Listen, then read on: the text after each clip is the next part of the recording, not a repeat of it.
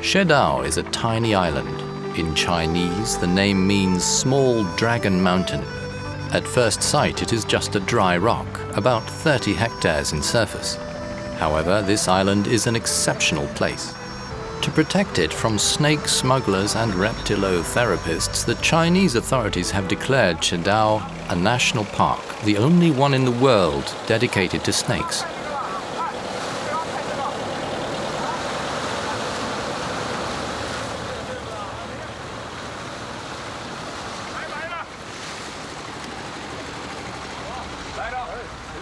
It is situated on an avian flight path connecting Siberia to the warm lands of southern Asia.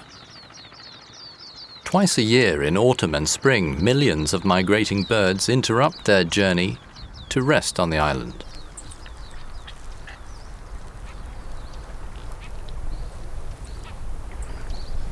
Time and geography played a bad trick on the snakes of Shedao.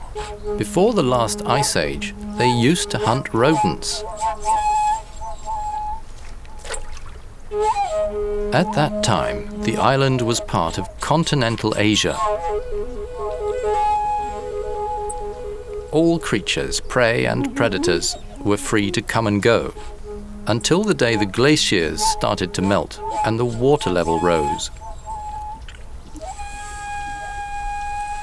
Every animal that could fly or run fled to the continent, but all the others were trapped on the small islands.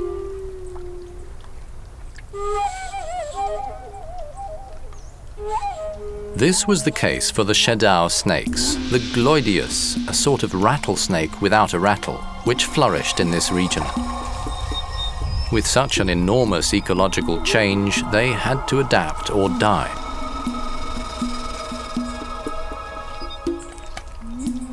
Many must have starved to death, but some managed to survive by changing their hunting technique radically.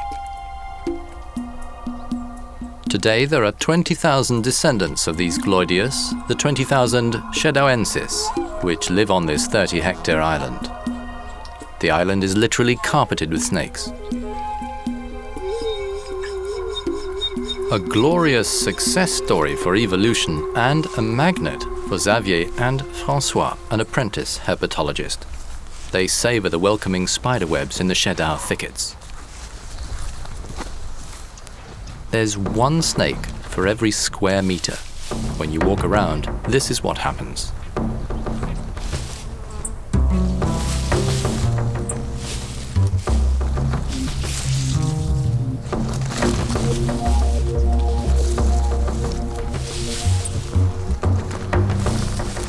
When it tries to get away, hang on to the tail, but watch out for the head.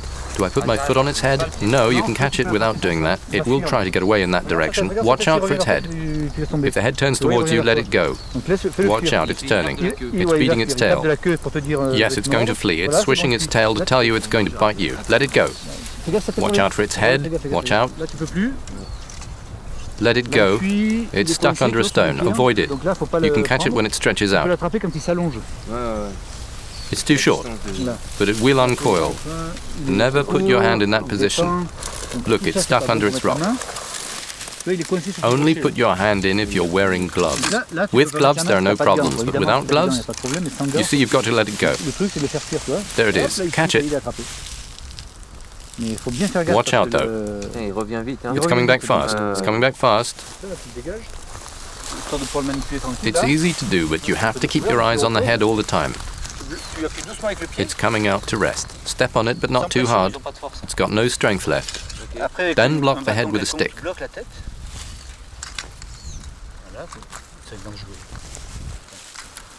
Then come in from behind. I press it hard there. No, not too hard. It's soft. Feel the jaws. There, with that finger I can feel a jaw, and in the other as well, the joint. Can you press strongly? No, not strongly. They're all soft. Well, let's get it into a clearing so you can release it. François is highly aware that these snakes are extremely venomous. Xavier is only just recovering from a bite from a tiger snake, and Mr. Soon, his Chinese colleague, was bitten by a Gloydius just a few hours after they arrived. Check that the head's safely under your foot, because if you pull the snake and the head's released, he could bite back at you very quickly. You check that the head's held firmly. Do you think you've got it held firm? Yes, the body. Now you can catch the tail without a problem. Hold the pointed end. And never lose sight of the snake, okay? It's very strong, isn't it? Yes, and after that you can lift it, but if it turns its head to bite you, drop it. It'll get tired very quickly. If you hold it like that, it can coil upwards. But after a time it gets tired? Yes, it gets tired quickly. Completely? Yes, and then it gives up. That's what it's doing now. Okay, so it's only really dangerous at the beginning. Well, this is a big one. I don't think I want to handle it straight away. I'd rather wait. Look at him jump. The evolutionary secret of the Gloydius snakes is simple: frugal habits and opportunity. For 10 months a year, there's nothing to eat, so they sleep. For 2 months, in spring and autumn, they hunt and eat as much as possible. Now we are in October, and the Gloydius are gradually waking up from a 5-month siesta, scale by scale. The thousands of snakes set out together to climb the bushes on the island. Each chooses a branch. For some, waking up is more difficult than for others.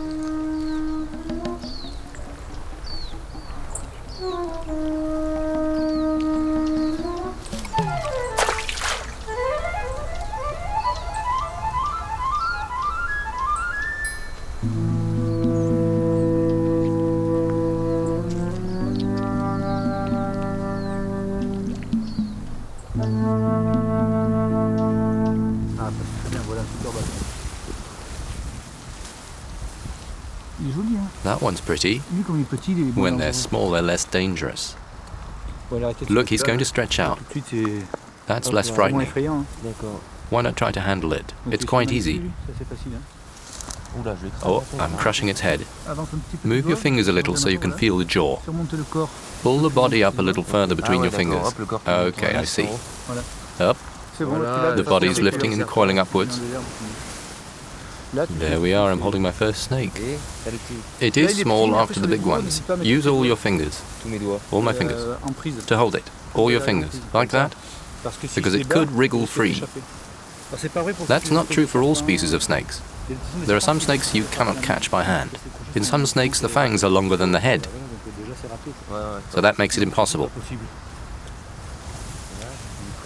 In fact, many herpetologists have been bitten like that. They did not realize the snakes had such long fangs, that they could be bitten, although the technique works well on other snakes.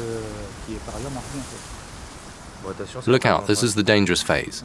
You see, it's not very complicated. But don't get overconfident. The danger is that by the time you've caught 10, it seems easy. You never get bitten by the first snake you pick up. You slip into bad habits. Once they have climbed onto the branches, these Gloydius shedaoensis are no longer scared of man. This indifference helps Xavier observe previously unknown behavior patterns. In particular, the way these snakes hunt, which is usually impossible to observe in nature. Here it is easy. He's eaten a small bird. This species only lives on Shedao. Millions of years ago, when the sea level rose, the snakes became imprisoned on the island. They adapted to local conditions. In fact, they were able to survive and even flourish because the island became a rest stop for migrating birds. These snakes used to hunt on land. Now they're more frequently seen on branches than on the ground.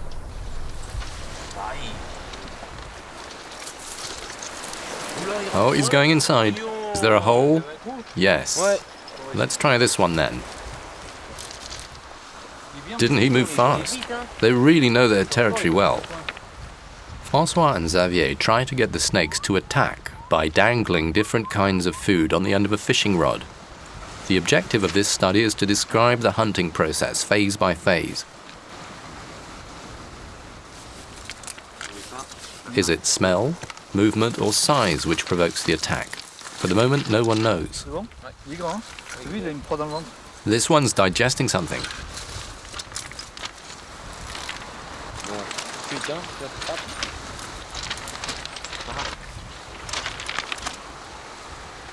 He's not happy. So it's time for a sandwich. There are so many birds.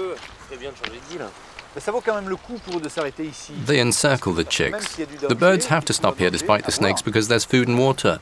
I'm sure they think the risk is worth it. Shedao is unique because it's the only place in which so many snakes lie in ambush. To catch the birds, the snakes hang out like they're a spider's web.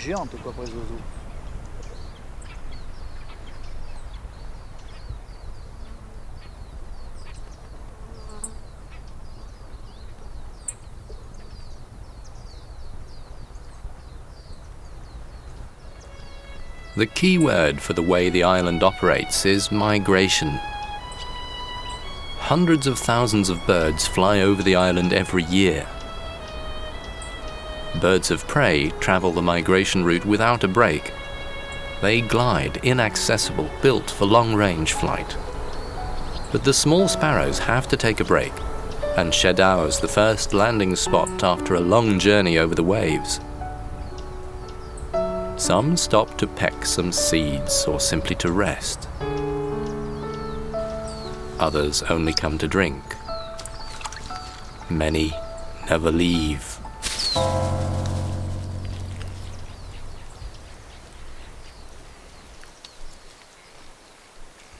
Like on Karnak Island, migrating birds are the only possible source of food for the snakes.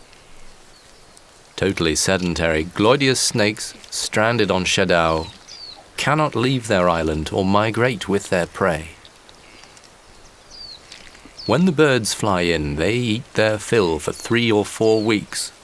The rest of the year they sleep under stones, safe from the frost and the predators. Mammals have to eat every day or they die very quickly. The Gloydius eat twice a year and flourish. This is how they evolved on Shedao.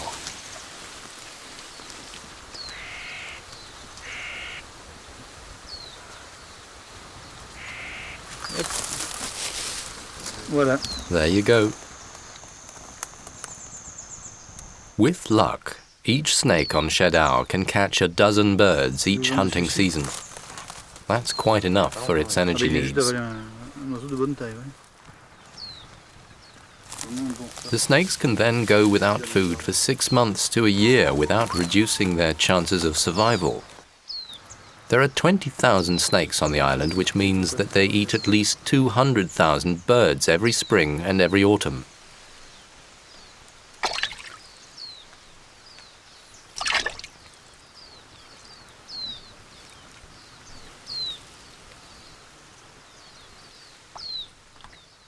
The Shedao park wardens have installed small concrete tanks on the island to catch rainwater. These attract thirsty birds. The birds are prized by the snakes.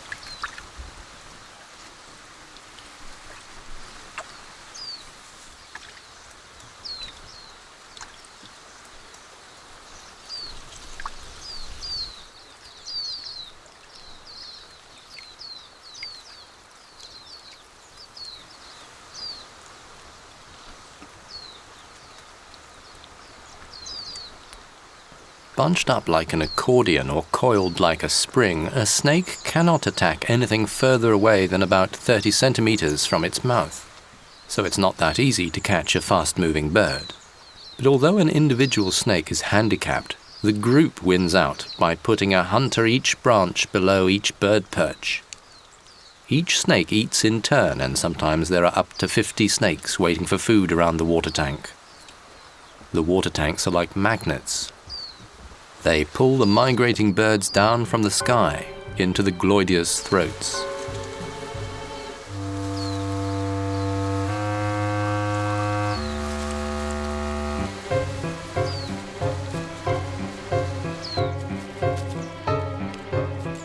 The birds only spend a few seconds in the same place, so the hunter has little time to react.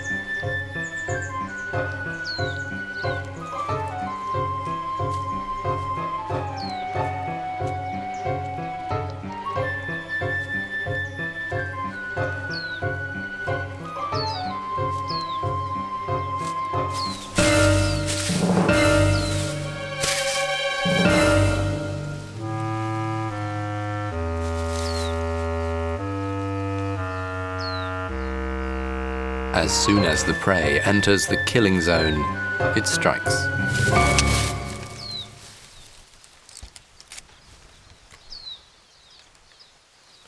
The strong venom is easy to produce, so the snake can use it freely.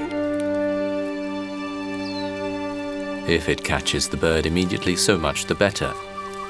If the bird is bitten but manages to fly off, it cannot go far before it crashes into the brush a few seconds later.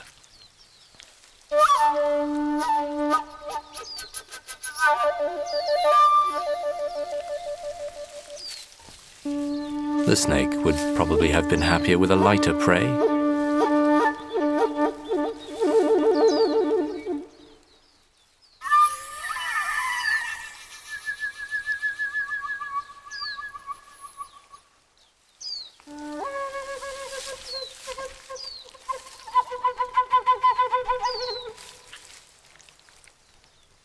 During the hunting season, a lot of prey is lost as birds fall undetected into the brush or are too big to be swallowed.